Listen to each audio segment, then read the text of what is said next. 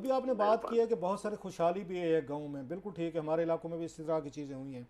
ये कहीं पे अगर अगेन एक उसमें दौड़ में तो नहीं लग गए हमारी नौजवान नस्ल जो है या हमारे लोग जो हैं कि एक रिश्तेदार चला गया है बाहर, यूरोप पहुंच गया, यूके या कहीं पहुंच गया, उसने पैसे भेजे, घर वालों ने एक पक्की कोठी बना ली, गाड़ी ले ली, ज़रा उनकी लाइफ स्टाइल उनका बेहतर होता है, घर वाले भी ताने देना शुरू कर देते हैं बच्चों को, तू निकम्मा हड आराम बैठो, ये देख फलाने का बेटा किया था, वो गया कमा गया, वो वहाँ पे आज वो लाखपति हैं, तू कुछ नहीं कर रहा। तो ये दबाव भी होता है, जैसे हमारे इलाकों में होता है, एक बच्चा अगर डॉक्टर बनेगा एफसी में, एक उसका आके मेरिट बनेगा मेडिकल का, तो सब पे दबाव पड़ते हैं बच्चों में, तुम भी डॉक्टर बनो, तुम भी इंजीनियर बनो, एक ट्रेंड चल पड़ता है। तो आपके इलाकों में ये चीज़ भी है कि पेरेंट्स की तरफ जी से बिल्कुल। या रिश्तेदारों की बिल्कुल तरफ से, फलां को देखो खिलासा उसने साहब, ये इतनी एम्पायर खड़ी कर ली, बहुत तू कुछ नहीं कर रहा। बिल्कुल खिलासा साहब सोशल प्रेशर है। यकीन जाने एक ही खानदान, एक ही जो खानदान के दो भाई होते हैं, एक के बच्चे बाहर होते हैं और दूसरा इधर बेचारा छोटा सा जिम्मेदार है, तो वो आपस में रिश्ते भी नहीं करते, वो उसको लिफ्ट भी नहीं करवाते। फिर सोशल प्रेशर तो उन बच्चों पे होता है। इसी वजह से कई बच्चे बेचारे नशे पे लग गए हैं, कई कॉम्प्लेक्स ऐसे ऐसी बीमारियों में मुब्तला हो गए, फिर जो चले जाते हैं फिर वो मौत मांगते हैं, मौत सामने देख के भी वो रिस्क लेते हैं। और एक एक गांव में आप यकीन जाने 50-50 बच्चे इस वक्त रास्ते में होंगे, जो कोई दुबई में बैठा होगा, कोई एयरपोर्ट पे, कोई ईरान में बैठा होगा, कोई अफगानिस्तान में बैठा होगा, तुर्की में लोग जेलों में बैठे होंगे, तुर्की में वैसे भी इंतजार कर रहे होंगे, 6-6 महीने 8-8 महीने इंतजार करते हैं एजेंट्स की कॉल का कि आप आगे निकलना है। वो मौसम होता है ना, सर्दियों के मौसम में इस मुल्क में निकलना है, जो ही बाहर शुरू आएगी इस मुल्क से आगे क्रॉस करना है।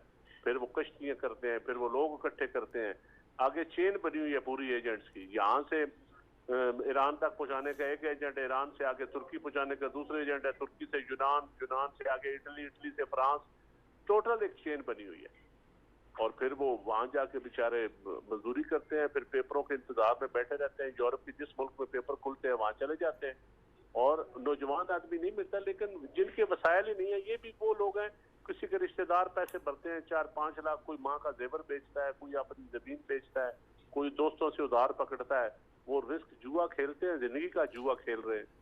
अच्छा, ये ज्यादा पढ़े लिखे नहीं है, मैं चांद साहब सारी बात कर रहा हूँ, अदरवाइज तो नहीं बड़े सर, ये लीगल तरीके हैं यूरोप में जाने के sir. Graduate, MA, master, graduate, मतलब मेडल, मैट्रिक पास, इतनी पढ़ाई अब है, मैट्रिक तक है, बिल्कुल अनपढ़ तो नहीं जाते, वो तो अरब ममालिक में जाते हैं, लेकिन थोड़े से जो बेहतर होते हैं वो निकल जाते हैं। और यंगस्टर, छोटे छोटे बच्चे 9th क्लास के, ऐसी मिसालें भी हैं कि आप हमारे 7th क्लास के स्टूडेंट भी गए हैं।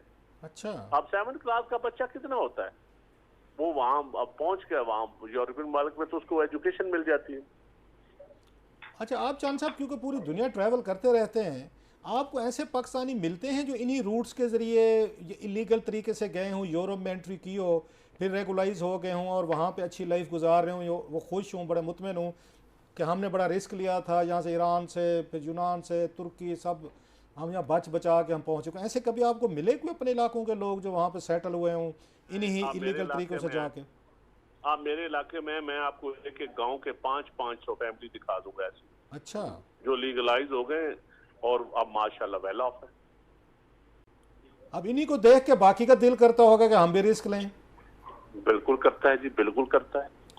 अच्छा सर, ये जो अभी आपने रूट बताया है चंद साहब, तो हमारी सिक्योरिटी फोर्सेस हैं, कोई बॉर्डर पुलिस है, कोई बॉर्डर पे कोई गार्ड्स हैं, कोई बॉर्डर पे फोर्सेस हैं, वहाँ पे आगे ईरानियन बॉर्डर पे भी कोई नहीं है, तो इन्होंने कोई नए रूट्स बनाए हुए हैं, कोई सरहदों के दरमियान में से कोई सुरंगें खोदी हुई हैं कि ना उनको ईरानियन को पता चलता है, ना तुर्की को चलता है, ना पाकिस्तान को चलता है, ना।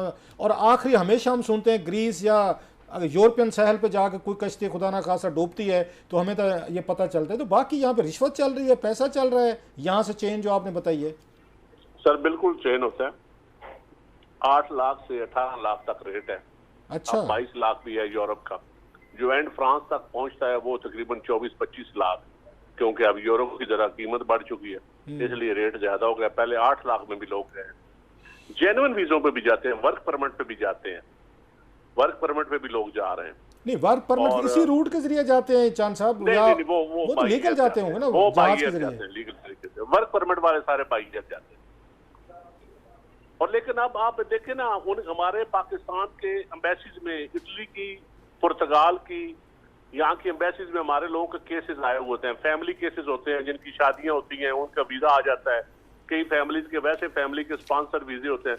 यहाँ की एम्बेसियों में जो पाकिस्तान जो इटली, फ्रांस, पुर्तगाल, यहाँ जो एम्बेसियों बैठे हुए हैं वो टाइम ही नहीं देते 2-2 साल। और वहां भी एजेंट बैठे हुए हैं इस्लामाबाद की एम्बेसियों में जो 5 लाख 4 लाख रेंट देते हैं और बेचारे को एक्सप्लॉइट करते हैं। क्योंकि हम तो, हमारी गवर्नमेंट तो कर कुछ नहीं सकती, एम्बेसी दूसरी है। लेकिन यहाँ भी पाकिस्तानी बैठे हुए हैं जिन्होंने सिखा दिया किससे भी पैसे कमाओ। और ये भी अलमिया है, वो शॉर्ट कट लेते हैं। यहाँ एम्बेसी से टाइम नहीं मिलता, वो कहते हैं पेपर मेरे ओवर हो जाएंगे, वो डंकी लगाते हैं बेचारे, क्योंकि वहां उनके पास वीजा 1 साल का होता है, यहाँ एम्बेसी वाले वीजा निकालते नहीं है। ये भी एक लोग हैं बेचारे जो इलीगल, जिनका वीजा जेन्युइन भी आया होता है, जिनका वर्क परमिट भी आया होता है, जिनका स्पॉन्सर भी आया होता है, लेकिन उनको टाइम नहीं एम्बेसी वाले देते और यहाँ एम्बेसी एक्सप्लॉइट करती है, वो पैसे लेते हैं।